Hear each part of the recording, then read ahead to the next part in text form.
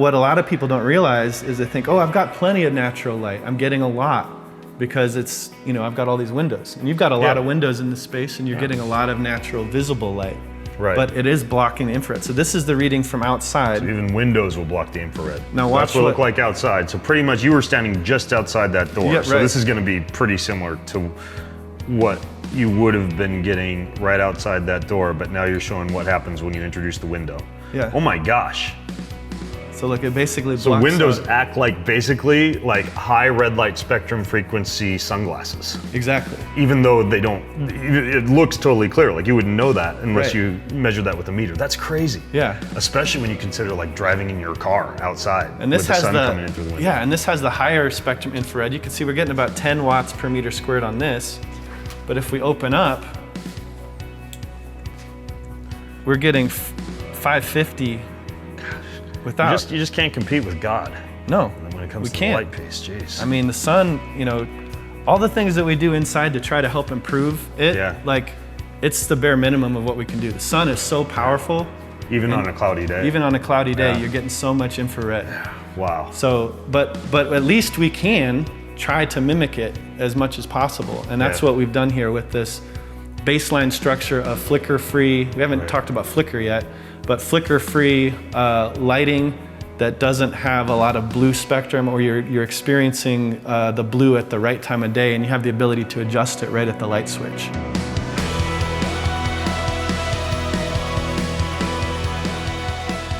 This is it. You guys have been waiting for it.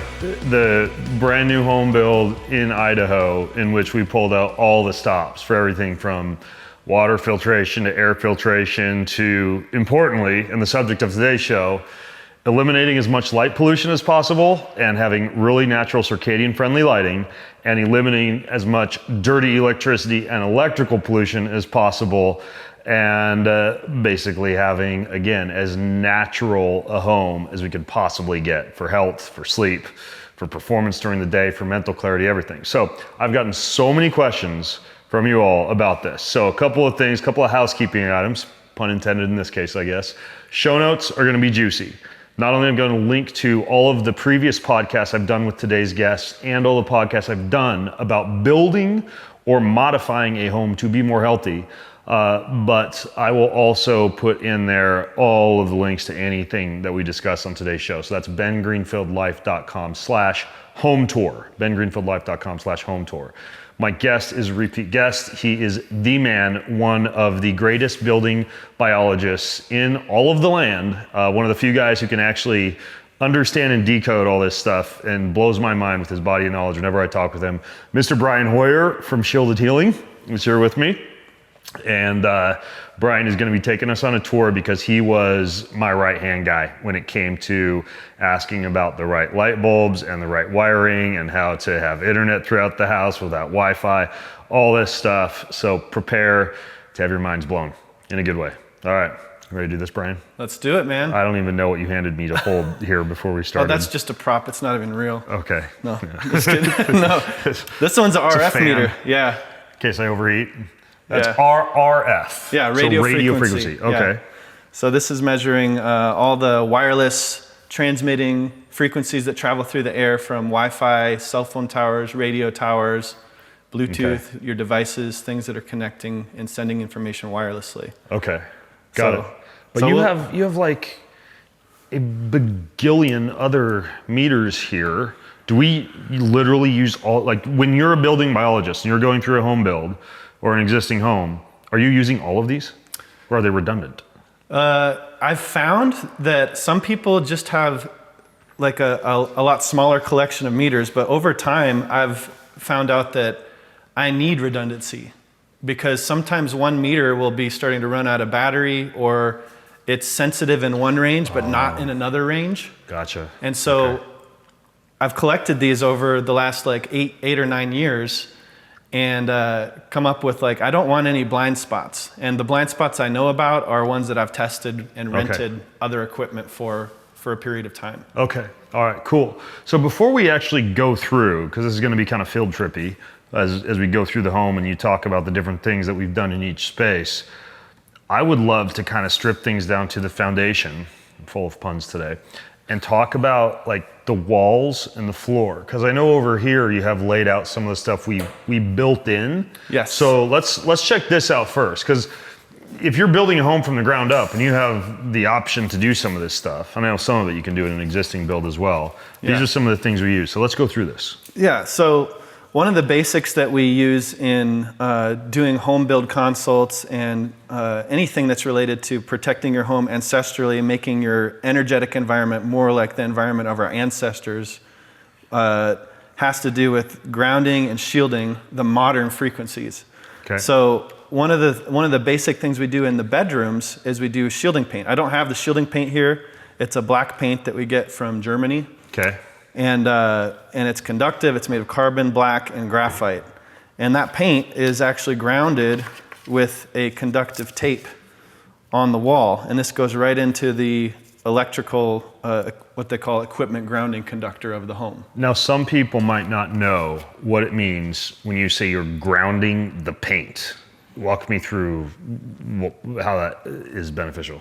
Yeah, so that's beneficial because in most homes, not this home because we wired it differently, but most homes, when we're trying to fix the problem that we have with electricity in a typical home, it has unshielded Romex wiring, just a rubber sheath over the electrical wires, and there's no metal around it, there's no grounding around it. And electricity goes to the lowest potential and the quickest path to ground. Okay. So grounding we can actually use as shielding. So we're reducing electric fields, like Ben said. He said EF. So there's some terminology that we might be using during this podcast where we talk about EF, electric fields. MF, we could refer to that as magnetic fields. Those are both the low frequency portions of the spectrum. But we use this grounding tape to ground the paint. That will essentially block in a normal house with Romex. It blocks all of the electric fields and just drains out through the walls and the ceiling, wherever there's wires behind the drywall. Now, if somebody has a home and they use the metal shielding around the wiring, do they still need the paint? They don't need the paint to shield the EF, Okay. the electric field, but they still would need it to block the wireless radiation. Okay. And that's why we love using the paint, is because we're creating a Faraday cage in the room because it's grounded, it's blocking the electric field. And because it's metal, it's reflecting away and also absorbing some of the radio frequency and not allowing it into your interior space. So in a home like this, do you only focus on painting the bedrooms? Typically, it depends on the customer's preferences. Okay. Some people don't want any signals in their house whatsoever.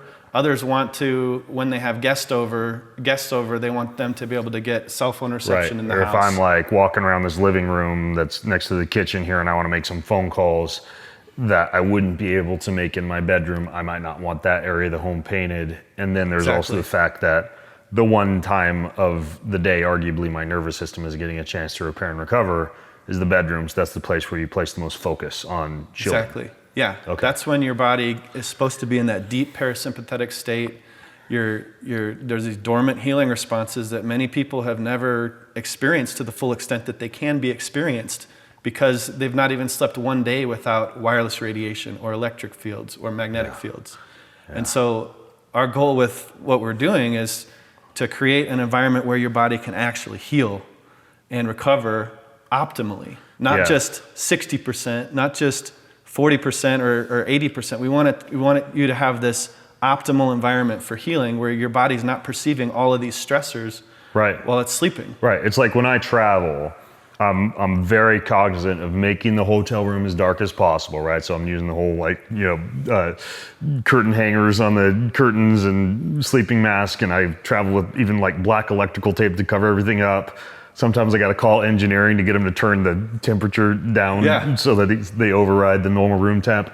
I take all my sleep supplements. I play my sleeping noises. I do my breath work, and yet there are some hotels where I still sleep like shit because basically I'm still getting exposed to that Wi-Fi router that is maybe installed like right behind the headboard of the hotel room or whatever. Yep. Yeah. And that's the key, is that if you're looking at this as a continuum of like, okay, when I cover up these things with these lights with black electrical tape, that's going to improve my sleep by 10%.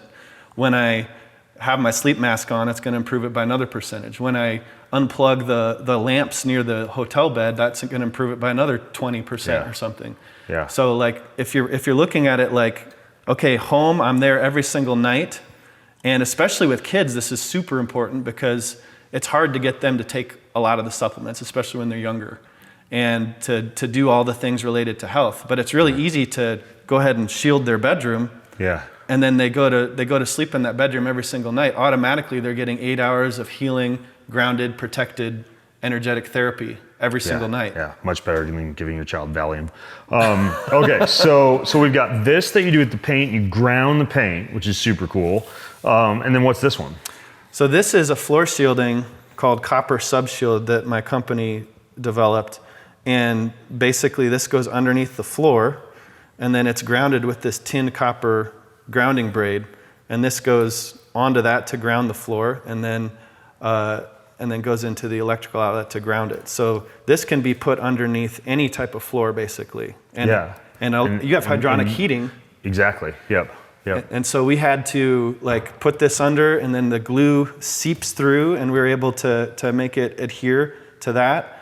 And then it goes up like this on the side of the baseboards and overlaps with the paint. Yeah. You took videos of this a few months ago, right? Yeah. So we're going to embed those in the show notes because obviously we're filming this after the floor has been completed, but Brian came a few months ago. So if you guys want to see what this looks like when it's laid out over an incomplete floor, I'll put those in the show notes. You can see those videos. So basically, do you do that just on the ground level, or does every single floor of a house, if it's a multi-story house, have the ability to be like grounded even if you're on the second floor? Yeah, every single floor. You know, even in condos, we do grounding like that. Yeah. So when I'm up in my bedroom and I get out of my bedroom and put my feet on the ground, I'm grounding. You're getting grounded energy from... Assuming I'm not wearing my Skechers to bed. There will be a little bit that's insulated because you have wood right on the top, but it's basically like you're walking on wood chips out in the forest. Yeah, it's incredible. So again, back to living naturally in a modern environment, you can be grounding and earthing without going outside like a dirty barefoot hippie all day. Yep. Amazing. Okay, so what's this one? So this is another more affordable grounding, and it has more perforations in it. And we use this underneath tile, like if you need to have some thin set to soak through, or sometimes if people don't want to do the painting, they'll put this behind the drywall and we ground it with the same braid this way. But basically this is like a grounding mesh. We call it Terra Mesh. Wow, okay, cool. So you got the option between the Terra Mesh and the copper. Yeah. And copper's a little better. Copper's a little better because it blocks the wireless in a much more robust way. Shields. Oh, I didn't know that. It shields and grounds. This just grounds. It does provide some shielding, but not nearly as much as this stuff. I mean, this is what they use in hospital, like MRI rooms, and to shield those and create By the way, I've been we're only a few minutes into this podcast, but I joke with my friends, I don't want to leave my house because I feel so amazing here. I was in India for 2 weeks and I got home a few days ago and my sleep scores are already 95. This is the best house for sleeping, period. Awesome. That's awesome to hear. Obviously slept in a lot of cool places. So amazing. Okay. So what else do you want to move on to next as far as the things we can show and tell here in the kitchen? Yeah. So this is a product that I actually developed with my new company, the Shielding Shop. Safe charge USB outlet. Yes. So what's this do? So this one, we've engineered it so that the USB ports are actually grounded. Oh. And normally... Is that usually not a thing? It's normally not a thing. Yeah. So usually the grounding plug is this bottom plug that's going to be connected to the ground via the wiring of the house. But if you have the need for a USB cable that's built in, that USB cable doesn't have the same grounding. Normally. Exactly. Okay. Yeah. So we've engineered it and gotten it ETL approved. So that follows all the NEC, the National Electric Code codes and everything. Okay.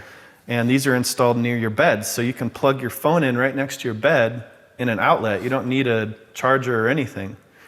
And it's not going to create any electric field radiation to your body. What if I just use a 3-prong USB charger and plug the phone into that? What's better, to go into the USB cable or into the outlet? Or does it matter at that point? That is a great question, and I'm glad you asked because I'm going to show you something. This was not planned, by the way. I'm going to give you one of your gifts now. This is obviously very, like all my interviews, it's rough and unscripted. Okay. That's why I don't have the top podcast. We just make shit up as we go. Okay.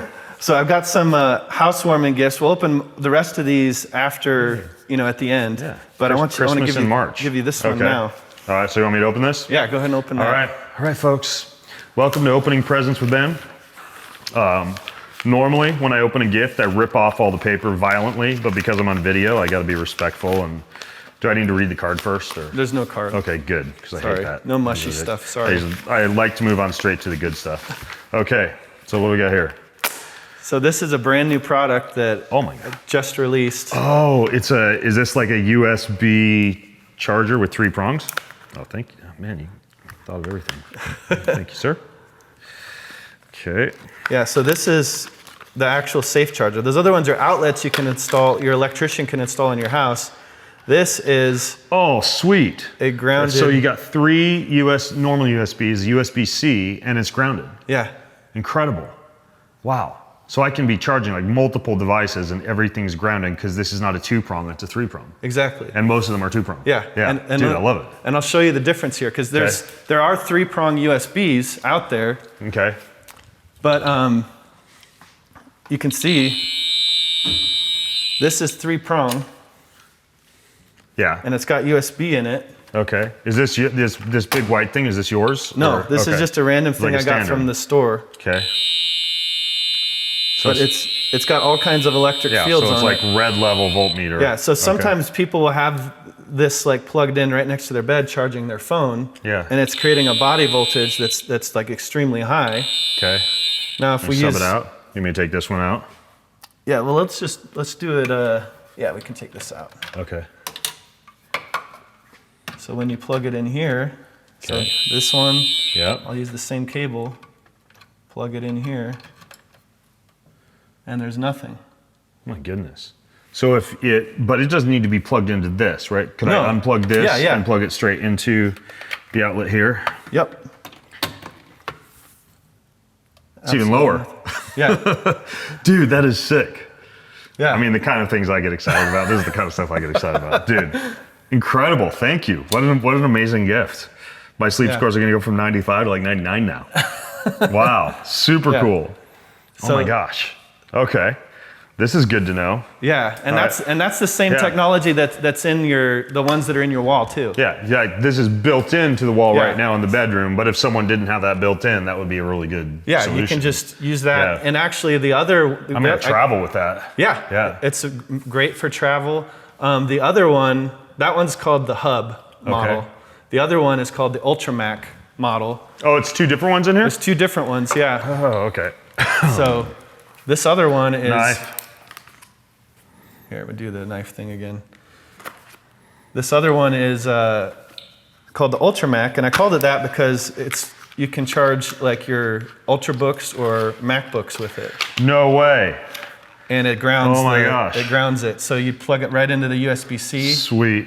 And you can plug, it's a 63 watt charger. They're both fast chargers, by the way. So, oh my gosh. This is cool. Wow. Okay, by the way, I think, again, we didn't plan this out very well, but I think I have some kind of a discount code people can use at your shop. Oh, yeah. Right? Yeah, okay, yeah. I'll put that in the show notes. Awesome, dude. Wow, all right. Wow, already pretty excited. Okay, cool. Okay, so, and then we've got this. Obviously, this is kind of a different category. It's lighting. We should show people what this does, though. Oh, yeah. We're going to show this. Should we use, I think I can use this. So we talk about lighting, right? You want circadian-friendly lighting. Obviously, as I've talked about on other podcasts, even Brian and I talked about this in the last podcast that we did, ideally as much natural, bright light, including the blue light spectrum and all the spectrums during the day with as little flicker and EMF as possible. And then absence of those bright lights that suppress melatonin and can disrupt your sleep as the day progresses into evening. So this light, let's see how I flip it on. Okay, so I'm gonna flip this kitchen light on once. This is one of those houses where I just moved in a few weeks ago, so I'm still learning which. Okay, so go ahead and shine or put the camera on that light so you can see how bright it is. You see that? What is that you're holding up, Brian? This is a light spectrometer. Okay. So you can see that's the light that this light is producing. Actually, is okay. You've got the blue spectrum, and you want blue light during the day. Yeah. Because that helps you build serotonin. Yeah. And so you've got that, and it's got a lot of red though as well. Now what it's missing is the infrared, which we're going to address later. We haven't installed all the bulbs in this room yet. Okay. But what's really nice about these is they are adjustable. Most LEDs like, so I'm gonna like flip these, it off. Okay, I'm gonna flip the light off, and then all I'm gonna do is flip it on again. and it changes. Okay, so now we've reduced all that blue light to a nice warm. And this would be like around like 4 or 5, kind of twilight-ish. Yep. Okay, and then this is cool. That ain't all, folks. I'm gonna turn it off again, and then turn it on. And now it's orange. And we're gonna have a little bit of blue light because we have natural light coming in, but normally so that's coming in from the windows. Yeah. So, but normally it's all the way so this is no like blue when whatsoever. it's time for bed, when you're having dinner, 8 p.m., whatever. Then you've got relative absence of blue light, and now you're moving into the red light. But you said not the infrared spectrum. Not the infrared. Yeah. Which is why we want to add some incandescence, which we're going to add. Right. That's that beautiful chandelier. My wife's going to flip out that we're filming an unfinished chandelier. But this one will have the infrared. So when you're dining in the evening in the Greenfield home, let's say pretend it's like 7:30 p.m. here, we'd have these lights on red mode, and then to get as close to kind of like a sunset-ish type of full red light spectrum as possible, the chandelier will use infrared. You have an example of what that looks like there. Yeah, I've got a little which Trump just made far easier to get, I think. Allegedly. I don't want this to get all political. There were loopholes already. Yeah. I mean, I was planning on incorporating some of these. Actually, this is a brand new prototype of a chandelier bulb that I'm designing. So That's super cool. And that one's infrared. This one's infrared. It's actually halogen. Yeah. So when you hear about infrared, we're talking like 650 to 820-ish nanometers? Yeah, well, it starts around 650 to 700. Okay. So this is the light, this is the orange lights above. And then you'll see like this is what a halogen light does. Oh, so now we're all the way up into the higher spectrums. So that's 736, 807, 878, yeah, all the way up to 950. 950. Yeah. So essentially, and it goes beyond that too. The idea is we're exposing our body to as natural a spectrum of light frequencies as possible while indoors. Yeah. This measures where that stops. So this is a power meter like you'd use in on a red light panel or whatever for, irradiance. So this is watts per meter squared. Mm-hmm. And you can see like how many watts you'd get from, we're up at 200. But in the house, we're not getting anything from these LEDs. Right. So when we combine them, you can see we're getting more close to what the spectrum of the sun would be. Yeah. So what I want to show you guys I think a lot of people don't realize this. Just because you add red lights to a sleeping area doesn't mean you're getting infrared. Right. Yeah. Yeah. So what I want to show is like, let's compare this to nature. That's what the whole business is all about anyway. It's like we're trying to get more ancestral to awaken these dormant healing responses in the body and trying to match the inside environment with what we experience outside. When you say compare to nature, I mean we could take these meters outside? Yeah. Do you want to do that? Yeah, let's do that. Cool, let's do it. All right, here we go. So what I want to show here is, okay, I'm going to retake the reading outside. You can see we're getting like 450, 470, 500 watts per meter squared. This is 1,000 to 1,700 nanometers on this meter. And this one you can see, I mean, we could go inside again and probably get a better... That screen will stay up if we go inside, right? Yeah, yeah. Okay, let's go inside.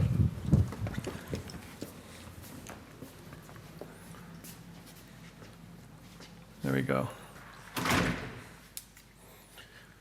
Wow. You can see it's just straight across. It's got all the infrared balanced with the blue. In nature, we always have blue with infrared. Yeah. Blue and UV can be oxidizing by themselves. That's why in the tanning bed you can get burned a lot easier than you do outside. Yeah. Especially if you're avoiding seed oils and doing all the proper, fatty acid balancing, and getting the light exposure in the morning. Yeah. Yeah. Then you're getting the red light in the morning. This is even why some like these light panel companies are now doing like infrared, red light, and UVA, UVB all together. Actually, they have one of those out in the office now I've been messing around with. So amazing. Yeah. Wow. Now, what a lot of people don't realize is they think, oh, I've got plenty of natural light. I'm getting a lot because it's, I've got all these windows. And you've got a lot of windows in this space and you're getting a lot of natural visible light. Right. But it is blocking the infrared. So this is the reading from outside. So even windows will block the infrared. Now so watch that's what it looked like outside. So pretty much you were standing just outside that door. Yeah, so this is going to be pretty similar to what you would have been getting right outside that door. But now you're showing what happens when you introduce the window. Yeah. Oh my gosh. So like it basically blocks. So windows act like basically like high red light spectrum frequency sunglasses. Exactly. Even though they don't, it looks totally clear. Like you wouldn't know that unless you measure that with a meter. That's crazy. Yeah. Especially when you consider like driving in your car outside and this with the has sun coming in through the window. Yeah, and this has the higher spectrum infrared. You can see we're getting about 10 watts per meter squared on this. But if we open up, we're getting 550. Without. You just can't compete with God. No. When it comes to the light piece, jeez. I mean, the sun, all the things that we do inside to try to help improve it, like it's the bare minimum of what we can do. The sun is so powerful. Even on a cloudy day. Even on a cloudy day, you're getting so much infrared. Yeah. Wow. So, but at least we can try to mimic it as much as possible. And that's what we've done here with this baseline structure of flicker-free. We haven't talked about flicker yet. But flicker-free lighting that doesn't have a lot of blue spectrum, or you're experiencing the blue at the right time of day, and you have the ability to adjust it right at the light switch. Yeah. A quick question about flicker. We briefly talked about this in the last podcast, the idea of lights to flicker and cause this low-level retinal irritation that can result in brain fog and disruption of sleep rhythms, et cetera. Right. I have OLED for my televisions, and I heard that slower flicker. Is that true at all? Do you think? It depends. Like I've tested some that are like really good. Yeah. And then there's some TVs that like it really depends on the hardware. Like do you have a flicker tester here? Yeah. Oh, yeah. We could test. This tests flicker, and so super fancy OLED television upstairs. We should test it. Yeah. Okay. We cool. can test that. Cool. For sure. So here, let me just test the sun real quick. It's hard because there's no flicker in the sun. That's a straight line across the top, probably kind of hard to see. But I'll get my other meter here in a minute and we'll show you again. And let's see. So these lights right now. Oh, this one right here is measuring flicker. Yeah, that has a flicker meter. What's this meter called? Like, can people, if they want to, like, just buy that online? Or is this I don't know where they sell it. I got it directly from the manufacturer in China. And I guess you can go to Hopoo Color, hopoocolor.com. hopoocolor.com. Yeah, they probably do sell here. Yeah. But I think it's around like a toilet manufacturing $1,500 to $1,800 for this meter. Oh my gosh, that is not inexpensive. And then let's see, kind of makes me appreciate this full lineup of meters a little bit more. Yeah. The cost of that, jeez. All right, what's this one? So this one measures flicker as well. This actually measures a lot of different things. Electric fields, flicker. It measures wireless radiation. You can see we're not getting any flicker here. Now what's ironic about this spectrum analyzer is that it has a really high frequency of flicker on the screen. Oh. So that's why it's a high sound, because it's kind of ironic that the flicker meter has high flicker on the screen. Yeah. Yeah. When you see all of these like overlays that you can put on an iPhone, or like filtering paper you can put on a computer monitor, do those just block blue light, or is there a way to block flicker by placing an overlay over top of the screen, do you think? There's not really a way to block flicker, because if you can imagine having sunglasses and somebody having a strobe light in your face, the intensity of the light would be reduced, but the strobing would still be an issue. Yeah, the strobing is still, exactly. Okay. Yeah, so you can, and like sunglasses around flickering light can help, because it does reduce the intensity, like you just said. Yeah. But you still can't completely eliminate flicker with that. It has to be in the hardware. Even some of these apps like Iris, they can't really reduce flicker. Yeah. There are some, Iris is great. If you guys haven't heard of Iris, I've got it installed on all my computers. It will kind of reduce the color temperature and allow you to play with the monitor settings. You can even set it and forget it to kind of dim things depending on whatever area of the world you happen to be on if you have location services on, but it doesn't do flicker. It doesn't do flicker, but a few years ago, you asked for a recommendation on computer monitors. Yeah. And we talked about that, and I think you ended up getting like a BenQ or... Yeah, BenQ and IZO, I think were the two, EIZO. Yeah, which is still what I have out in my office. Okay. Yeah. And those ones have what's called eye care technology. Yep. So there's Acer has eye care technology as well, and so does Asus. Okay. So, but you have to look for that eye care technology to get the flicker. And probably that new company, Daylight. All they're making right now is an iPad, but all it does is draw the light from the ambient environment. I did a podcast with them. I'll link to it in the show notes, but they make iPads that are like flicker-free, low EMF, low blue light. That's what I use instead of a Kindle now for my nighttime reading. That's great. So we talked about the flooring. We talked about the walls. We talked about some of the lighting strategies. What are some of the other things that we want to move on to here as far as the cool little things you had us build into the home, working with the builder and the architect? Yeah, let's talk about that. So we also need to talk about the electric fields. We did talk about the electric fields, but let's demo the electric fields. Because just like I showed you with that charger, like that's what's happening in the rest of normal houses. And even this house, like when you plug something in, there's going to be an electric field coming out of that device. So when you ground the floors, it creates a situation where the voltage from a device that's plugged in, like this air filter here, is going to come out, but because the floor is grounded, or if it's near a wall that's grounded, it's going to almost like attract that electric field away from this other space, this other area. Okay, so that makes sense. As you get close to something that's plugged in, you can hear that buzzing sound is the 60 hertz. And that is the electrical field. That's the electrical field, yeah. And is that an issue?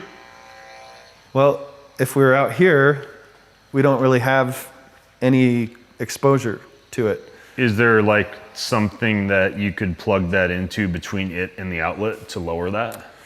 The issue is the cable. Okay. So if we look at this cable though, there might be let me unplug. Do they sell, I'm assuming, like shielding cables that you could use as alternates for devices like this? Yeah. I actually sell those and have engineered those on my website. What if some of these, of course you have, what if some of these are the type of... We've got this one too. Oh, because I was going to say, what about something that you could like wrap around the cable itself? We've got that too. I just actually, this is brand new news. I haven't said this to anybody or announced this anywhere, so we'll do it on your podcast. Okay. I just bought the ElectroHealth company. What's that? ElectroHealth is a EMF company, and they sell like this little sheath that goes around cables. Oh, incredible. Yeah. So we could basically go to all the little biohacks in the house that didn't come with cables like this and either replace them with the shielded healing cables or use the wraparound stuff. Yep. That's amazing. All right. Yeah. Noted. This one's called a Mickey. Add that to my list of things to do. This one's called a C5 or a Mickey Mouse plug. Mm-hmm. And because it looks like Mickey Mouse. Yeah. But you just replace this. I've got a white one on the website right now. We can order it after. Noted. So basically, if somebody has a bunch of stuff plugged in, even if they've got like a shielded home, they want to take into consideration all that stuff they might be putting into the home afterwards. I didn't even think about that. Yeah. Good. Yeah. Okay. Basically, we want to continue the shielding out in any area where there's cables or electrical going towards your body. Blenders, toasters, anything. Yeah. Those like blenders and toasters and stuff are less important, especially in your situation where you have like, them on the wall and like if there's a ground. They're running temporarily versus something like a standalone HEPA filter that's kind of on all the time. Yeah. What we definitely want to avoid is like say this filter or there's a lamp plugged in next to the couch or something. Okay. Then that's going to be buzzing you something the whole constantly time. Plugged in near to a place where you're standing statically next to that thing. Exactly. Yeah. Okay. Yeah. Okay. Got it. Yeah. All right. So what other testing do we do?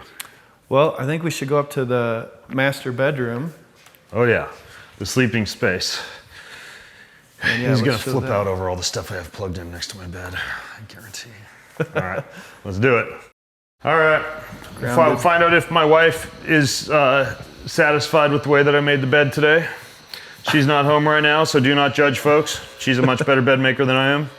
All right, so we do have a little bit of buzzing going on. Yep. And I've got basically the stuff I have plugged in next to the bed. I've got like a PMF mat underneath my top sheet. Okay. That's plugged in. I've got a humidifier. It's plugged in. You are going to be proud of me for this. There's an Ethernet cable behind the bed with an Ethernet to USB-C adapter. My wife's got an old school iPhone, so hers is an Ethernet to Lightning adapter. But basically when I'm laying in bed, not that I ever like open Instagram or YouTube laying in bed at night, but let's just say theoretically that were to happen, I can still have my phone in airplane mode, which is kind of cool. I do the same thing in my office, by the way. Yeah. It's great. It's great. A lot of people don't know you can do that. You can actually get an adapter, connect it to your phone. The only thing you can't do is like outbound calls. Right. Which is fine. Yeah. Because I usually go outside and go for a walk to make calls anyways. So.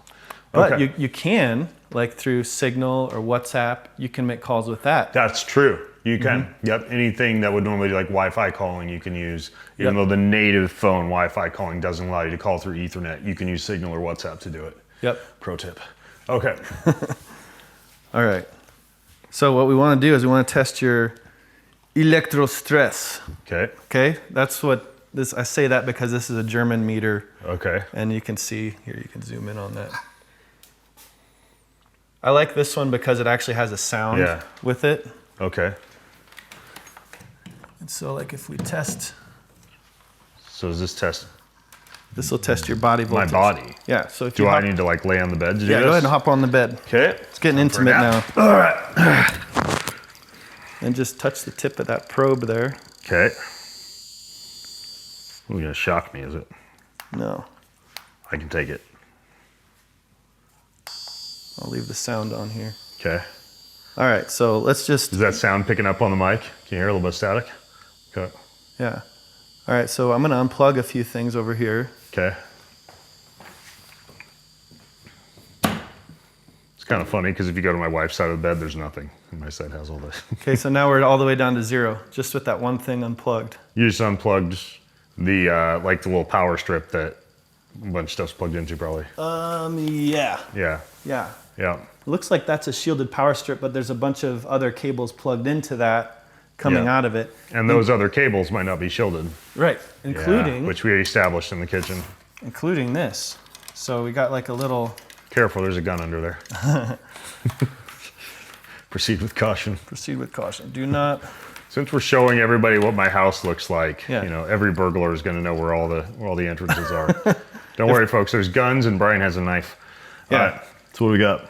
Well, like this is an easy fix, right? Right. You just gave me a Christmas present to fix that. That's where my iPhone plugs in at night. Yeah. Yeah. Easy. So that's an easy fix. Yep. And then we'll just kind of go through all these, and then there's multiple things. Everything in here is USB, bro. Like all of this stuff is causing... Don't judge me too harshly. I just learned this like 15 minutes ago, dude. Yeah. So we could fix every single thing here. Yeah. Just use those special doohickeys. And then what are they called again? Those things that you make? They're called doohickeys. No, not. The safe chargers. The safe chargers, yeah. Okay. So that's good. Cool. And then the only thing left is just the Pure Wave, and this has a cable that can be replaced with a shielded cable here. Yep. And then the only issue we might have is this itself that's producing an electric field. Granted, that's not running all night. I run it for 20 minutes in the evening and 20 minutes in the morning when I wake up, but it's plugged in all night. Yeah. So it's still an issue. Yeah. So what we would do is we can there's like these little things off of Amazon you can get. They're like remote switches, like cutoff switches. Okay. You just plug the PMF into that. When you're done, you just click it off. Okay.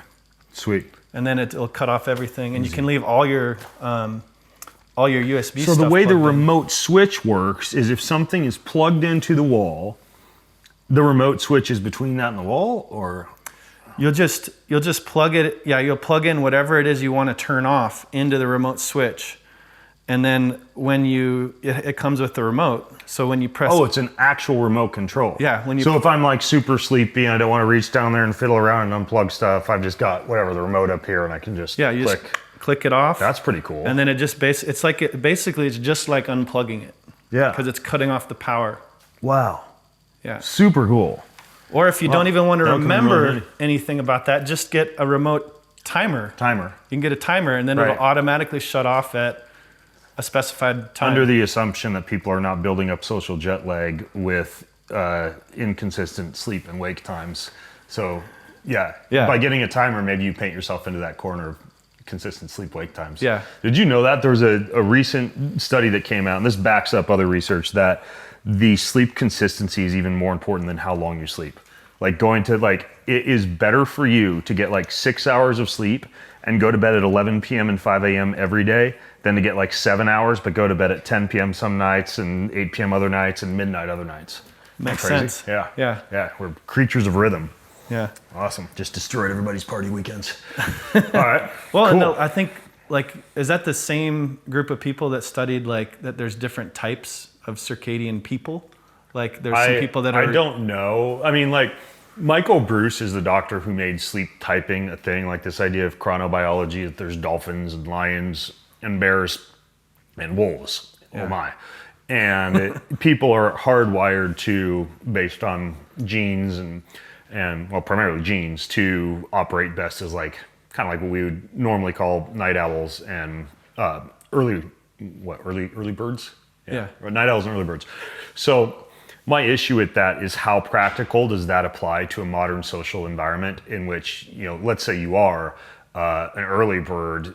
A lot of times modern life, social life, family does not allow you to go to bed at 8 p.m. and get up at 4 a.m. every day. And that's where I think things like lighting, so-called zeitgebers, right? Timekeepers, incorporating those wisely, light, movement, food, temperature, can allow you to almost like override your natural chronobiology and still kind of operate in a modern social environment. Because I just think the chronobiology is cool, but it's impractical for a lot of people if their lifestyle doesn't allow them to sleep according to the chronobiology. Exactly. That makes sense. Yeah. That makes total sense. Because I think the idea I was thinking about was, I don't remember which book it was in, but how our ancestors usually had somebody staying up, protecting, watching for predators and that kind of thing. Right. And it's normal, and you shouldn't, if you do have a tendency to stay up late, you shouldn't feel ashamed of I have to get to bed earlier because everybody fits inside this one box. You know? Or if you wake up in the wee hours and get up and get a few things done, there's many cultures and even a growing body of data indicating that many of our ancestors had a 3 to 4 hour cycle, would get up for 1 to 2 hours and then sleep again for 3 to 4 hours. Right. When it comes to the idea of what was I going to say? You were talking about, before I mentioned, the genes. So the idea that some people would have been scouts, because I talk to a lot of entrepreneurial groups, and many of my clients are entrepreneurs and executives. And when you test them, they have a certain gene variant for something called the COMT gene, in which they clear dopamine less quickly. These are the type of people that wake up at 3 a.m. with 8 new business ideas. Many times they're the type of people who have ruminating thoughts. They would have been great scouts protecting the village early in the day, right? So it's interesting. There is a correlation. It's almost like the blessing and curse of being an entrepreneur. Painting with a broad brush, a lot of entrepreneurs are, if you want to think about this ancestrally, hyper alert to dangers and enemies, and that makes them really good at recognizing business opportunities and running a complex company. But then it doesn't do you a lot of favors in the sleep department, because you don't need to be a scout protecting the village. It's at that point you want to sleep. So it's this constant uphill battle if you're hardwired that way. It's solvable, but it is interesting. Which it kind of brings us back to this, because one way that you can kind of fix that, and that's helped me tremendously, because I am that entrepreneurial type that I wake up with ideas in the middle of the night and I have to write it down, otherwise I can't fall back asleep. You gotta get out of the head. You gotta get out of the head, but also all the outside stimulus, if you have a normal house here with Romex wiring behind the walls, that's not, you don't have the shielded conduit, or you don't have the paint on the walls or whatever, you have this electrical stress that's literally buzzing you, just like you've got cables plugged in all around your room. Yeah. And it's pulsating your body at 60 hertz. That's 120 times back and forth per second on your cells. Yeah. And so that's increasing your cortisol. It's depleting your minerals because calcium contracts, influx into the cell. magnesium relaxes. Right. So it's depleting you, and take it's magnesium at night. raising your Magnesium cortisol. actually helps. Magnesium helps when you're in a highly electrically charged environment because it offsets some of that calcium influx. Yep.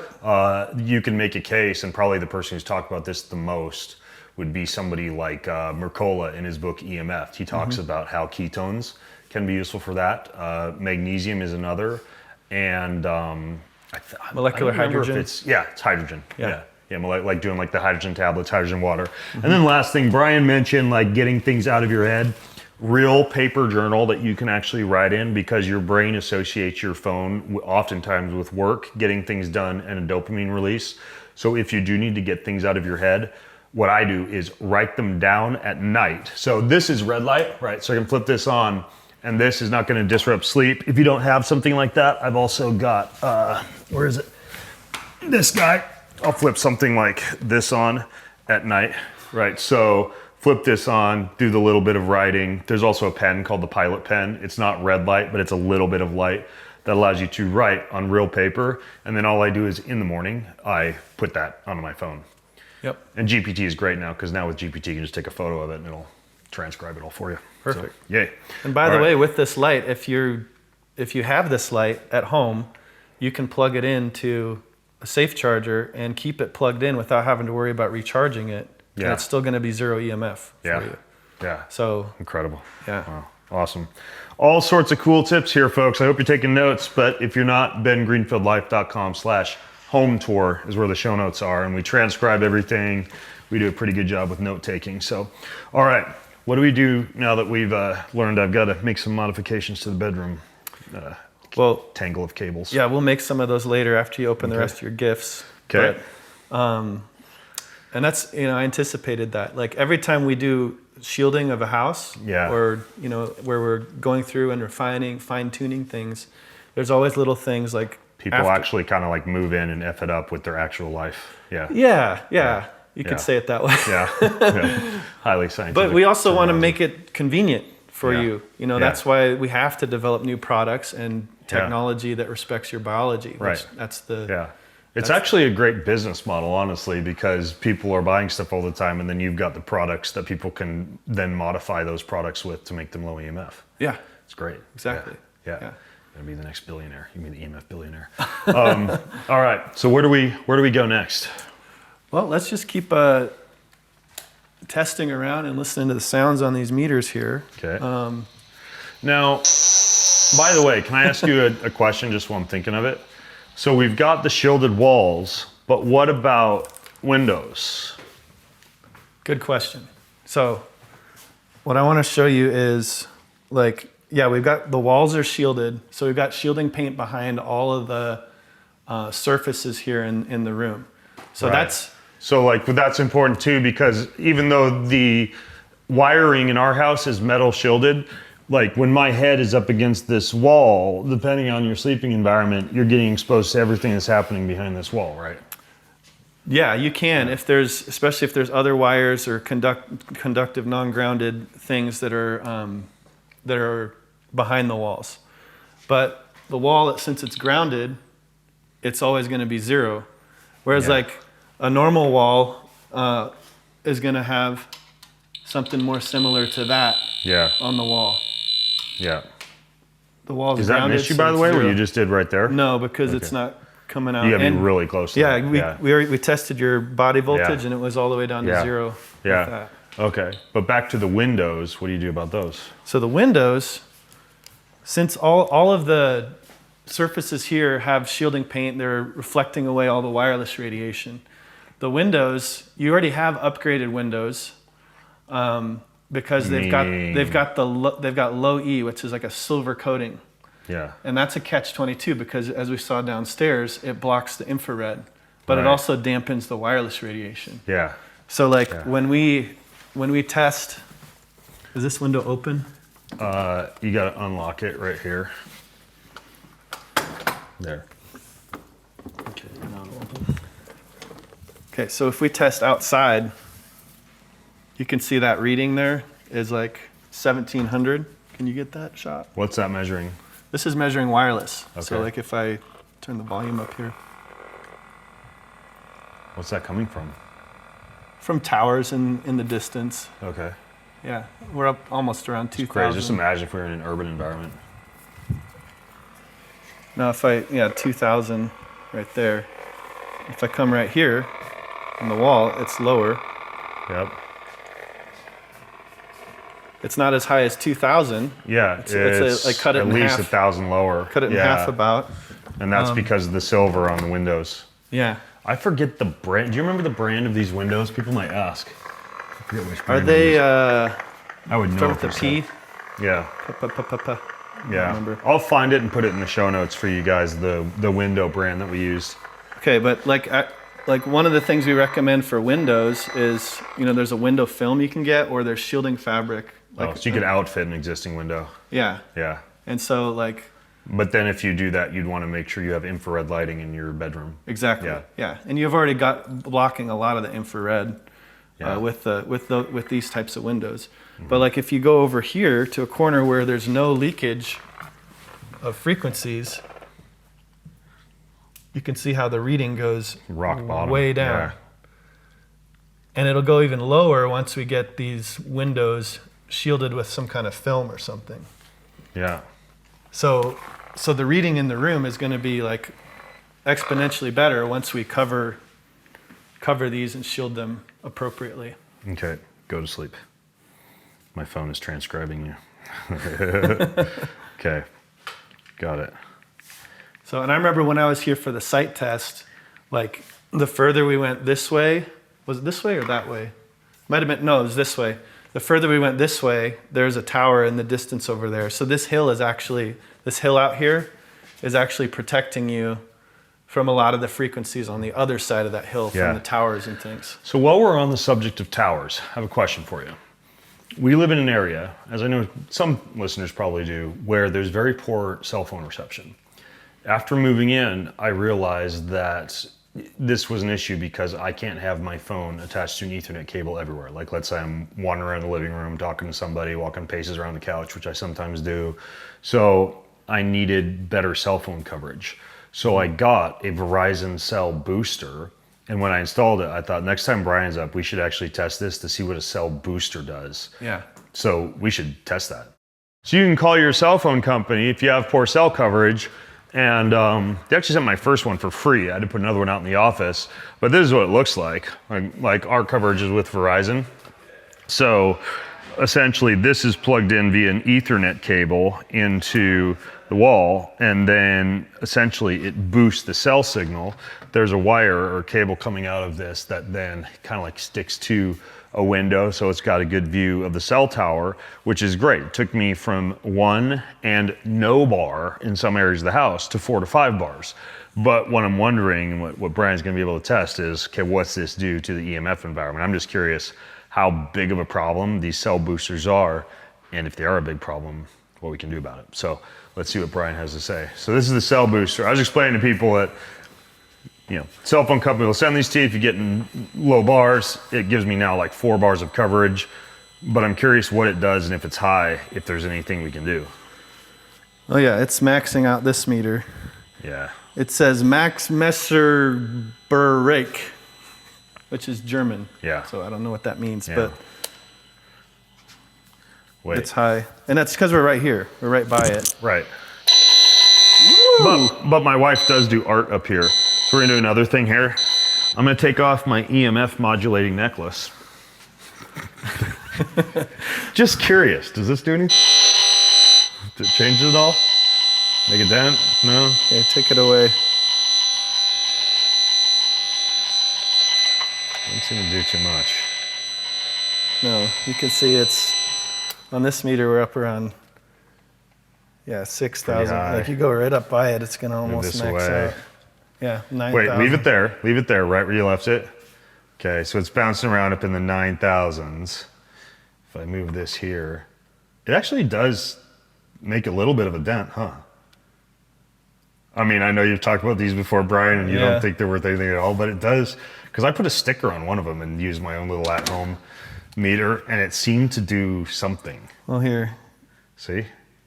Now put your hand there instead and leave the thing away. Good idea. You're a scientist.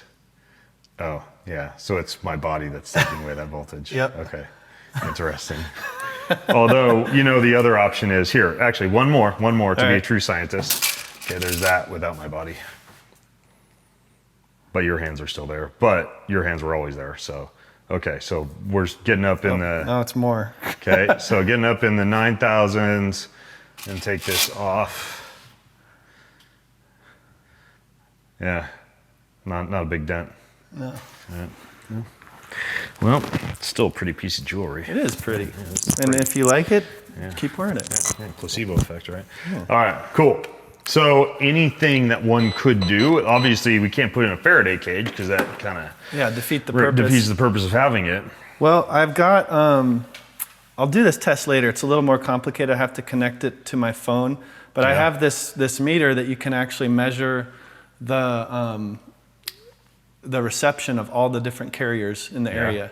Oh. And so, like, if we shut this off, I could see like what the reception would be like for Verizon, T-Mobile, right. You could shut it off, or you could do it out there where you're not really getting much coverage from this thing. Yeah. And then I can see which carrier you're getting the best reception with. Oh, and that's then incredible. They make something like that? Yeah.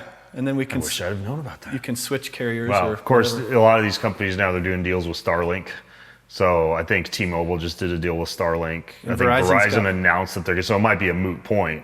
Exactly. Because then everybody's going to have the ability to use their current cell phone carrier with Starlink. Right. Yeah. Yeah. Yeah. Interesting. What's that one called that you can It's take called the into? Wilson Pro.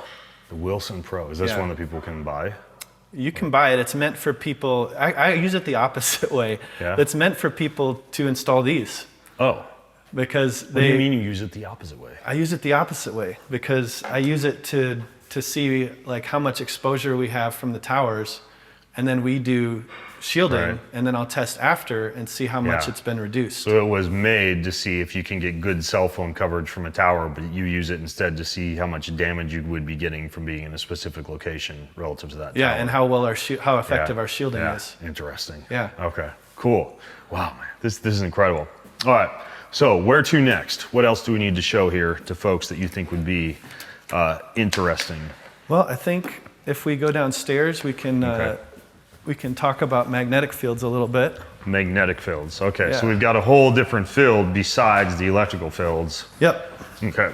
We got electrical fields. We have magnetic fields. We have the wireless high frequency fields.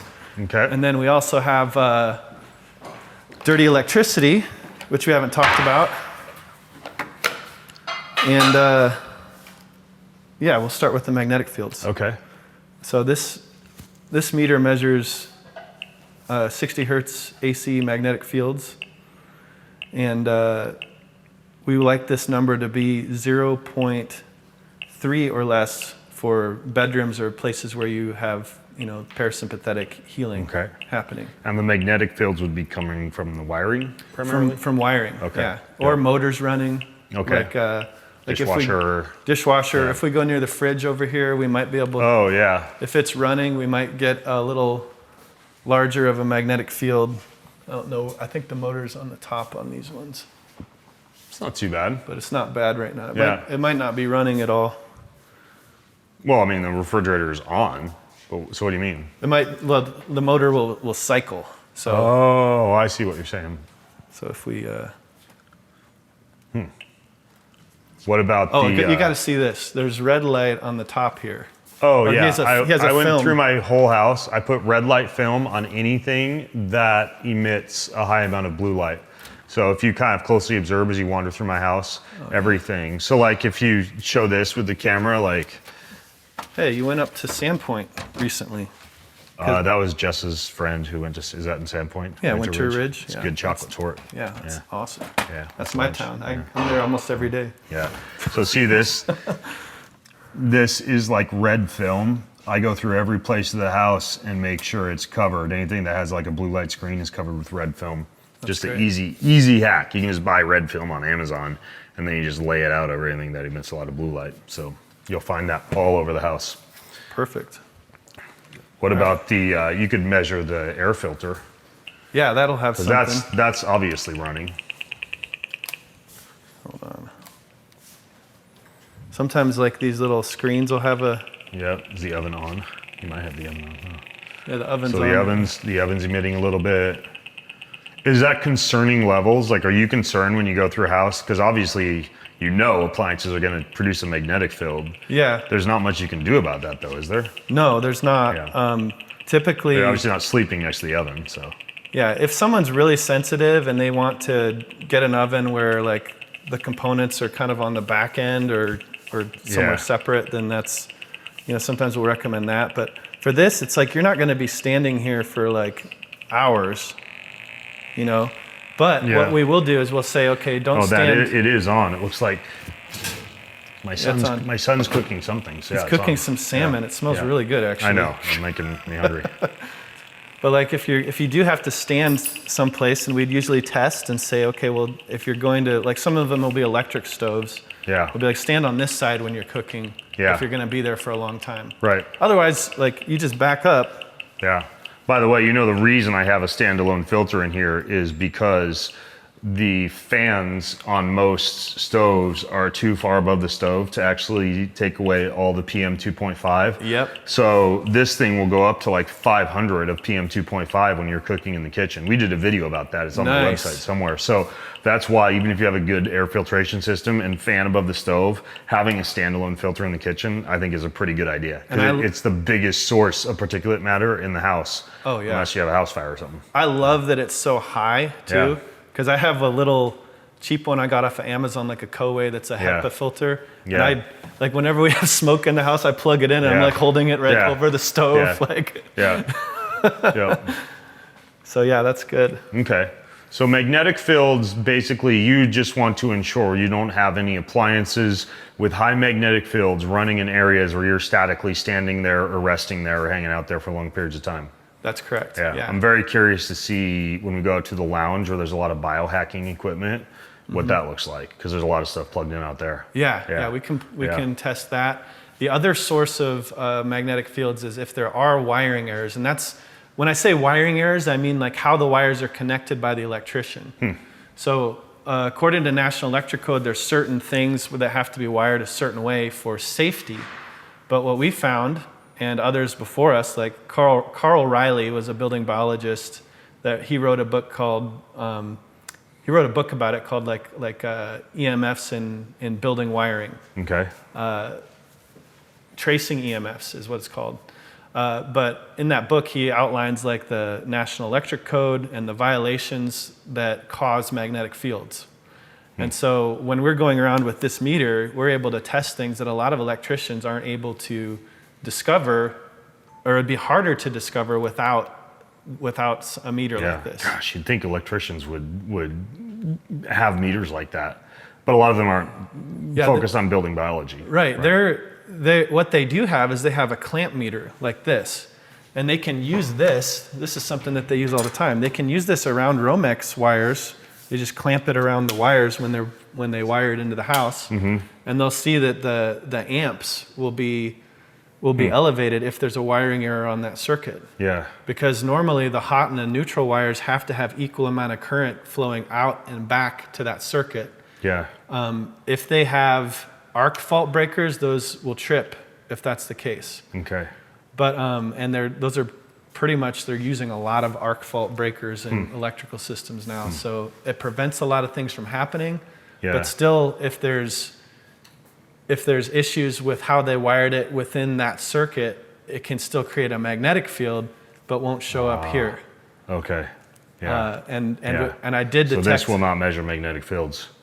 No, but it will give you clues as to like where the magnetic field is if you get it, are able to clamp it around the wire. Okay. Yeah. Okay. Got it.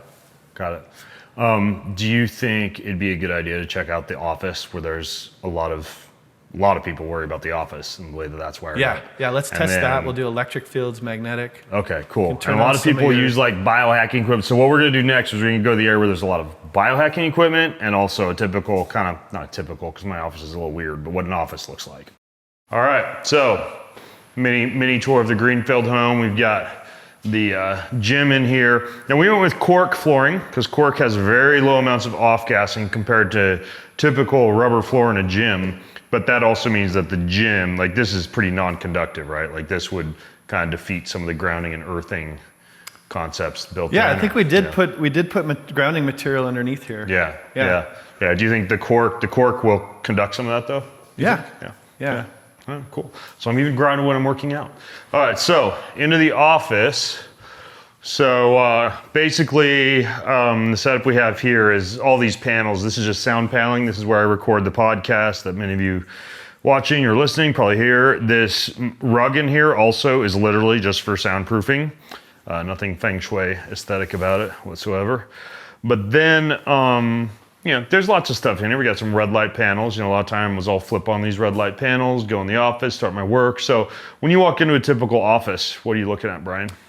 I'm looking at all the wires, and I'm thinking about body voltage, and we want your body voltage to be as low as possible in the office. And so I'm looking at anything that's plugged in, like the cables, the power strips. We're also looking at the lighting, paying attention to that, the spectrum, the flicker, and the intensity of it, and making sure it's all appropriate for the time of day and everything like that. By the way, check this out: UVA, UVB. Unfortunately, this thing throws the breakers right now. I'm working on that, but you got all spectrums of light right here: UVA, UVB, and your red light. The red light's overpowering the UVA. Here, hold on. This is called an EMR tech. Kind of a here you can see it's got 630, 670, and 850. Yeah. So 3 different spectrums plus the UVA, UVB, right? Yeah. If you turn on just the UVA, I'll be able to detect that. That's UVA and UVB. And UVB. Okay. So that middle one is UVB. Oh, this one? That's UVB. Yep. And then this one's UVA. Okay. So if I push to, so now it's just UVA. Okay. So this one was UVB. You can see on this side of the spectrum, you can see that, and it might be even below this. This is at 380. So I'd have to look it up, but I think the UVB might be below that. Yeah. UVA. Yeah, see, UVA is around 380. It's like all the way up there. Yeah. So I think UVB is like below 380. So at least it's putting out the spectrums we want it to. Yeah. Cool. So how do you want to do the office? You want me to like stand at my desk and measure body voltage, or you just want to go through and measure the magnetic fields and electrical fields, or what do you like to do when you're at an office? Let's get a baseline reading of what it's typically like when you're at your desk. Okay. And I'll set up the cables here because you have to ground the meters in order to get an accurate reading. So this is measuring body voltage? Yes, this is measuring body voltage. So you can go in and hold that for now. Okay. Like if I'm standing out here. Away from the desk. Away from the desk and the electrical. So you're at about 500. When you push against the wall. Whoa, why does it lower so much when you press against the wall? Because the wall's grounded. Okay. Wall is grounded intentionally, right? Yeah. Yeah. Okay. Cool. So we've got a little bit of the electric fields, like you can see when I stand. Is this a concerning level of electric fields next to it's high, a desk? But we're going to mitigate it because we can, there's a lot of cables over there. There's a lot of room for improvements. Okay. So I step on this, the carpet will kind of conduct a little bit because the floor is grounded. So what if I touch you? Yeah, it goes up because you're standing in a higher field area than I am. So it's passing the field onto you. Yep, Interesting. exactly. So so then you can go and just test, what's increasing the fields. Oh, that thing increases a ton, that nano V thing. Wow. And it's off. It's plugged in, but it's off. That light, that bright light for seasonal affective disorder. That seems to Yep. be jacking it up. Let's see. It's kind of cool because you can just touch stuff. You're acting as your own biological meter. See, that's Laptop's grounded. pretty good. Yep. So that's grounded. That's good. So far, the light and the nano V seem pretty high. Add a little bit. Yeah, and I can test it with my other meter too. That's helpful. Like this is. Mixer Where's the power around that? In the back. around the back. Yep. This So, is building biology, folks. This is what they do. Right. That's technically the name of the field you operate in, right? Building biology. Yeah, it's the name of the field. I'm actually not a certified building biologist though. I'm very rogue. self-taught. Undercover. Sometimes that's the best. Not always. Don't go to an uncertified brain surgeon. So like this lamp is an unshielded lamp. Okay. When you say unshielded, do you mean that you can change that by plugging it in differently, or you would literally have to shield it with some kind of shielding material? The lamp's not made to be shielded, so Okay. you need to replace the cable on it. Okay. Yeah. Got it. Got it. But we'll address that. You like this little lamp? Yeah. Yeah. Yeah. Cool. I mean, it does the trick. What's that in- one does red light. I Okay. think that's a Chromolux bulb. The other one does blue light. So if I'm in here working, I usually use, if I'm in here working at night, I'll use the red one and then occasionally the blue one Yeah. if it's midday. Then you got your red light helmets for, is it for brain or hair growth or both? The black one is hair growth. The left one is mitochondria. Cool. Yep. All right. So let's have you just, is it okay if we unplug some things? I think so. Yeah. Yeah. So What do you let's- want to unplug? Well, we'll see. I'm going to take this out. We'll actually, let's test you. Let's get a baseline reading while you're just standing at your desk. Okay. So we're at around 3,000, Okay. between 3 and 4,000 millivolts. Okay. And that's 3 or 4 volts for those of you listening. Goes up to 7,000, 8,000, 9,000. Let me get away from there too. Okay. So about between 3 and 4,000 is the baseline. Okay. All right, now grab my other meter here. We're gonna test where it's coming from. We kind of already know the Nano V has an issue, probably because it's That's the one that allows you to like breathe special water that's been yeah. kind of like charged up like that when I turn it on. Looks kind of cool. It does look cool. Churning out a lot, isn't it? Yeah. Wow. So it's because this part's metal. Yep. But it's not grounded through the appliance. Okay. So there's AC that's leaking onto that. Otherwise, that would be zero. So like, Yeah, even if it's off, it's doing it, huh? yeah, even if it's off, it's Yeah, okay. And you can do something about that? yeah. I brought something. I might be able to do something here, real quick, just to demonstrate, and we'll see if it works. This is a total experiment, so I don't know if this is going to work. I haven't tried it yet, but we're going to see. This is the kind of stuff I do for companies to help them kind That's of pretty cool. biohack their products. Yeah. But I'm grounding my body while I have this meter so I can get an accurate reading. Now, if I'm able to ground something on this, Oh, interesting. So you're experimenting to see what would happen if you grounded that. yeah, it doesn't look like It's not doing much. it's doing much now. Wow. That's crazy. It's churning out a lot. And it's right next to me while I'm working. Yeah, so might just want to, for some things we just like want to reposition them Yeah. so that you have like a Yeah. different. Unfortunately, this is what comes off of it, and then this kind of goes as a nasal cannula. So there's not a very great distance you can be from it, You know what we could do? unless they were to re-engineer it with a longer extension. We can get a grounding mat to put underneath. I Oh, there think you that would go. help a little bit. Yeah. But then that that sheath I was telling you about, we can put that right over this Incredible. part, Okay. and then that like alligator clip that, Yeah. and that way this will be grounded. Cool. Cool. That's useful. All right. Yeah. And this light is doing a bunch of it too, huh? Yeah, that had a lot of electric fields as well. So Yeah. I don't want this to get too inside baseball boring for folks. We No. don't have these but we'll just give a couple examples here, and you can always come out and test some of the other stuff later on if we need to. yeah, well, But I just want to show people a couple of things for the camera. let's see. Where is this? How do you turn it on? Where's it plugged into? Oh, good question. Probably in the back there. Somewhere back there. So, yeah.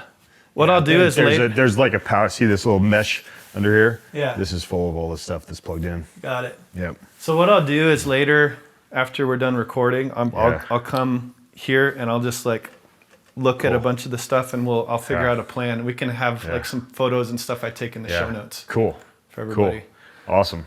Awesome. All right. Did you hear that, folks? We'll put photos in the show notes when he does more of the walk through the office, so that we don't get too long in the tooth. I know your guys' attention span. All right. Do we want to show them some of the biohacking area? Because you did something special in there, because we were running like the biocharger and stuff in there, right? Yeah, Let's go talk about that. incorporated some unique things in there. So this is one of my favorite areas of the house. I spend a lot of time in here. I call it the lounge. I used to call it the Zen den, but now it's just the lounge because it's kind of bigger, and it's not a den. So there's a hyperbaric chamber in here. There's an infrared sauna. There's a biocharger. There's a PEMF chair. There's a vibrating shift wave chair. There's a light sound therapy lamp called a Roxiva. And then all of this shelving is just everything from helmets to headgear to meditation machine. This is like the biohacking room, basically. So, and this is one of those OLED TVs too. Cool. Yeah, we can tell. That's super thin. Yeah, Yeah, that's pretty thin. Really cool looking. Yep. So what did we do in here? Because you knew that biocharger puts out radio frequency, red light, PEMF, negative ions. It's pretty charged up. Yeah. So typically, what we would do in a normal room that we want to create as like a biohacking or safe room is we would put shielding paint on the walls that's grounded. With this, it wasn't really safe to do that, because what we wanted was an insulation barrier between the grounded wall and the room. Because if you got between the biocharger and a grounded surface and happened to touch that grounded surface, you'd have a lot more voltage than is intended going through your body to that grounded, material. Yep. So we grounded behind the drywall with that copper mesh. Got it. So instead of just having the copper mesh in the flooring in here, it's in the walls as well. Yeah, it's all the way around. So this entire room is grounded, basically. Yeah. So we did a little bit of extra in this room based on all the equipment running in it, especially the biocharger, which puts out a lot. Yeah. So So we wanted to make it completely safe, where there's no question that you're going to have a lower voltage potential in here, but we didn't want it to be where you're literally like a lightning rod. Right. Do you want me to turn on the biocharger? Yeah, you can turn that on. Okay. So I'll turn this on. Start. Yes. Okay, there it goes. And this thing has like recipes for inflammation and constipation and headaches and all sorts of stuff. It's like a right frequency machine.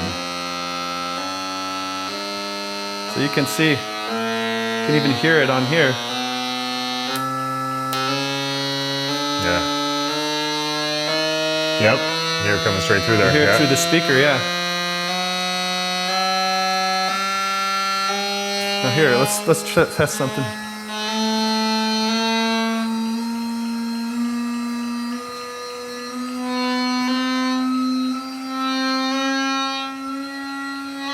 That's the difference when it's on versus when it's shielded. The electric field's coming through this way. Yep, but not through the door. Yeah. Wow, it travels pretty far from the machine, huh? Yeah. It's detecting on me right now, so if my body's... Hide behind the wall. There we go. Yeah. Yep. Wow. Wonder how but it's far supposed to be out. putting out an electric field. So Yeah, it's doing what it's designed to do. Exactly. Yeah. Yeah, it's Yeah.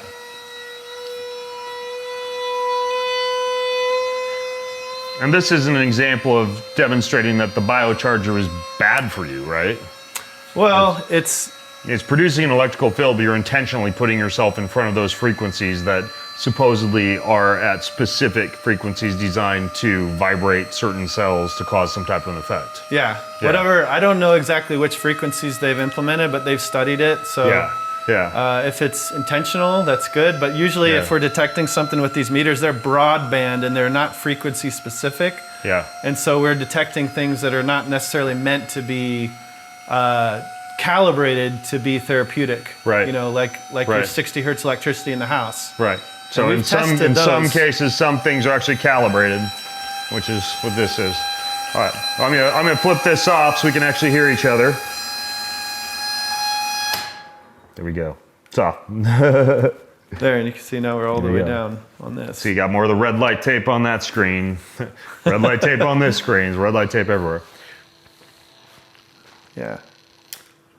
Cool. So that's basically the idea of a room that has everything grounded. So I realize we told people this, and I just mentioned it. Should we test the amount of flicker on a TV like this? Yeah, I've got my the meter. Okay, let me flip it on. I think the remote control is. I literally put it there so if someone was doing a sauna session, they can literally like watch something on TV while they're in the sauna. So let me show flicker. Sunlight doesn't have any flicker. I'll kind of orient it this way so the sunlight's not coming off of it. Okay, so sunlight doesn't have any flicker. Okay, so now this is on. Obviously, we don't have a different TV to compare it to. No, that's very low. Very low level of flicker? Very low level of flicker. That's awesome. That's OLED. Yeah. Well, that's good. You can hear a little bit of buzzing. Yeah. Is that buzzing flicker? Yeah, a little bit, but it's not a lot because. Have you tested a normal TV before with that? Oh, they're all over the place. Like some are really terrible, and some are. Well, it's good to know that this is the same model as I have in the other room too. So some TVs, good. Like just so you have a reference, like some TVs you'll turn them on and immediately it'll be like, and you'll be like this far away, and you'll still be able to test it from here, even with the window like that. And then this TV, by the way, you guys, everything in this house is hardwired. So this TV is plugged into the wall. You can see behind here with the camera. If you come around, it's plugged in with an Ethernet cable, right? So I'm not using the Wi-Fi on this TV. There is a Bluetooth enabled, so you can hear via the Bluetooth speaker installed in the sauna, the TV, if you're in the sauna watching TV, but it's not actually connected via Wi-Fi, which is great. Yeah. Cool. Cool. Awesome. So you lucked out on that. Lucked out on the TV. Took my chance, got lucky. All right, so I know we've got all that stuff on the dining room table. Yes. Should we go and do a little show and tell? Get ready for finish up with dessert, a little show and tell? Let's do it. We're ready to jump into some of these interesting tools that Brian so nicely wrapped and brought. Where do we start, Brian? Well, let's start with, you already opened one. Yep. Right, you got your safe meter, doohickey. You got your safe charger, doohickeys. Yep. And then these are for the boys. Okay. Set those aside. This is for Jessa. Okay. Who's off playing tennis, so she's gonna miss out. Yep. So why don't we start off with the big one? Okay.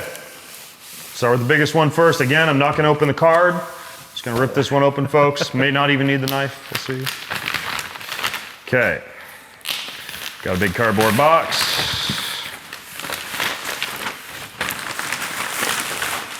Of course. There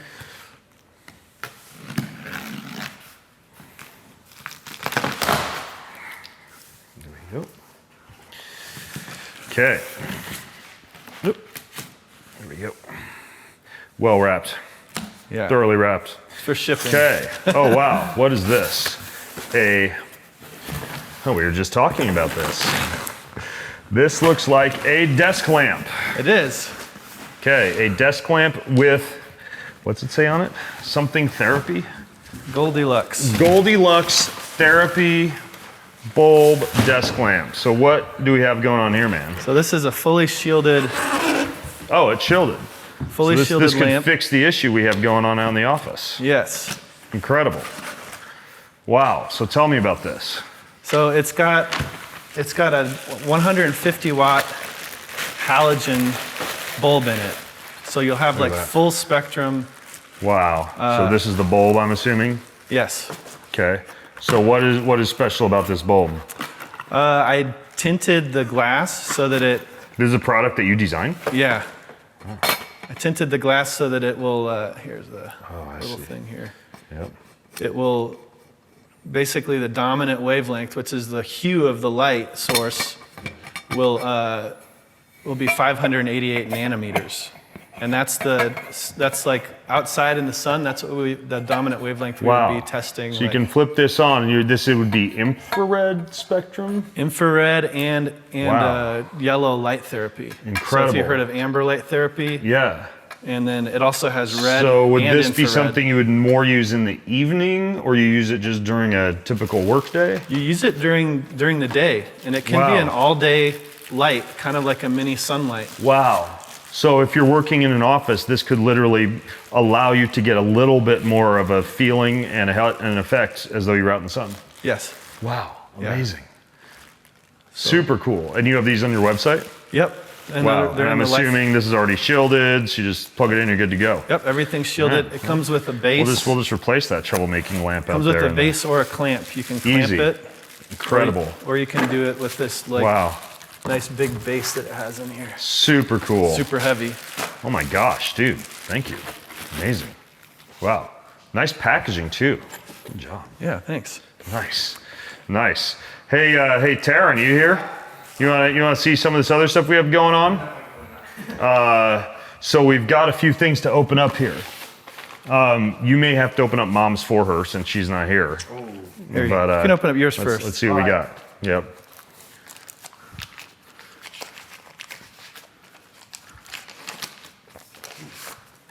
So we got a doohickey. A bio-optimized grounding charger. So basically, you plug anything like next to your bed into this instead, that's like those black and things. it basically allows it to be. Well, it's not a dirty electricity filter. It is basically a grounding plug for anything that you would charge via, or this one will work with a computer, right? So you would replace your normal computer charger with this. It will also charge USB, but you're not getting the same amounts of electrical frequency exposure. Is that the right way to phrase it, Brian? As you would be getting with a typical like MacBook plug. So this would replace like a MacBook plug, plus you've got all your USBs in there. How cool is that? That's pretty cool. That's pretty neat. I'll put this on my, like, the one with all the other outlets, and then like a Sweet. And what did you say this one is? That's for Jessa. Same thing as this. Okay, so that's the same thing. All right, well, we'll just save that for her. Yeah. We can totally. And this is for River. What about this? That's for everybody. Okay, should we open it? Yeah. All right, here we go. Oh, I've seen these before. These are super cool. So explain these, Brian. So these are little, they call them fairy lights, but these are all of these are red except for, I've got one that's warm white. I thought Jessa So USB-based light, and you would plug this in. What's the purpose of it? So you can plug it in, and it provides red light at night, and you can plug it into here, and it's I've got some of these in the sauna. red light and zero EMF. It's the ultimate because it can be plugged into Zero these. EMF. Yeah. Oh wow! So you could use this to like put up around a bed where you want some lighting at night beyond just like a lamp. Maybe some mood lighting. Yep. Whether it's for romance or reading or whatever. Little plug there to turn it on. These are pretty cool. Wow. So here's what they look like, folks, if you want to see. So basically, you plug it in here, plug this guy in. I'll unplug this filter for now. And basically, flip this on. And you can flip it on. You don't have to have it flash. You can put it on again like that. There's like different settings. Again like that, almost like Christmas lights. There's some that are flicker free. Let's just do our whole Christmas tree this year with these. We'll make our Christmas tree The world's first biologically appropriately lit Christmas tree. Funny you say that, because that's what this is. A Christmas tree? Well, they're Christmas lights. No way. Really? You made like low EMF Christmas lights? Yeah, there's right, let's see. 3 packs of red, and like they've got. There we go, Christmas lights. There we go. So how is this different than like a normal Christmas light you'd get from Walmart or whatever? Well, those use AC. Oh wow. Super cool. Those ones are white. I've got 3 whites. There's 3 ones that are colored. They're written there. Some are red, colored, white. Oh my gosh. You have these on your website too, I'm assuming. Not yet. I'm actually refining this. These are like the first prototype. Wow. Yeah. Wow. Those are pretty cool. That is pretty cool. Wow. So fun.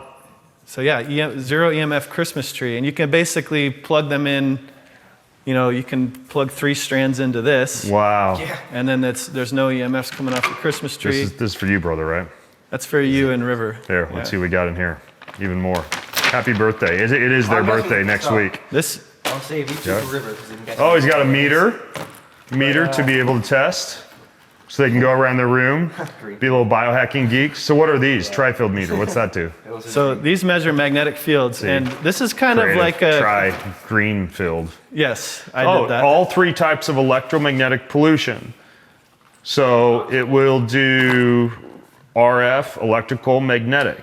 Yeah. So you've got everything you'd want to test. So these are like more of like a consumer-friendly thing. If you wanted to be your own building biologist, you get some kind of a new technology or toy at your home and you want to see, or maybe go out to your fancy new electric car or whatever. Yeah, and you see can test. what it Mainly, actually this does. is really good for magnetic fields. The other ones, it's just a good indicator of a high reading. And these are like cases for it. And those are cases I had shielding designed shop. for them. Is this your place, the shielding shop? Yep. Oh, I thought it was Shielded Healing, or did you change the name Shielded of it? Healing is my consulting business. I see. Shielding Shop is where you has sell all this the stuff. products. Super Yeah. cool. So Wow. is this like a special battery too? Just a normal 9-volt battery. Yeah. But the idea behind this is that you guys are getting older, you're growing up, you're how old, 16 now? Getting married, starting a family. Yeah. Yeah. You All guys those need to things. start taking responsibility for your Yeah. own health. Your own electrical which you environment. do, and your own electrical environment. Yeah. So I want to teach you guys how to use this equipment, because this is what I would This is recommend to sweet. anybody. Yeah. Like if you're going to college, you're going to Yeah. a dorm, or Yeah. getting your first I apartment. have something like this out of my office I've messed around with. Yeah, you want to be able to test the magnetic field, especially. So that's Even though going I'm to be pretty lazy me with it what's because I've standard got and what's Brian in my rated. back pocket. What's that mean? Yeah, the standard. This is what you'd want to be testing for the Okay. magnetic field, and so this is the main setting that you want to be looking at. Like if you detect a place that's higher than 0.5, especially around your sleeping area, you don't want that. Okay. Okay, so if you're out looking for an apartment, take this with you, and this is how you test it. Now, Yeah. you can see, like, when you go around, it kind of, like, fluctuates. You want to set it down, Okay. and you can see it's, like, really low here. That's good. Your home is ideal. No way. For It's magnetic. as though we planned What that. about the RF? Well, The red one, you can turn that on, and you can test to see if there's a Wi-Fi. It's not going to be as accurate as one of my other meters over here. Like, if you can grab that green one over there. Yeah. And so you can see, like, it's going to be a very different reading here versus there. That's saying there's nothing, but this one's, so it's not very accurate when it comes to RF. Well, Yeah. I'll keep it at the magnetic. And Wow. look at it. But magnetic is really, really accurate. It's as accurate as my big yellow Incredible. one. Sweet. we're Wow. equipped. And then I got this case for it and everything. So Yeah. I know you brought this hat too, Brian. Now that we've established the fact that my home is a pretty safe place to be, I'm feeling pretty lucky. You asked me if I was lucky earlier. Yeah. Now I'm feeling very lucky. So here's the thing, folks. Obviously, there's a lot to think about.